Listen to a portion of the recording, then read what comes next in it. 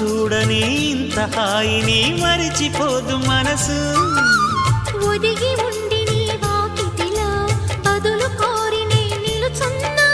దారి తెలియని చీకటిలో వెలుగు చూసి కాదంటానా.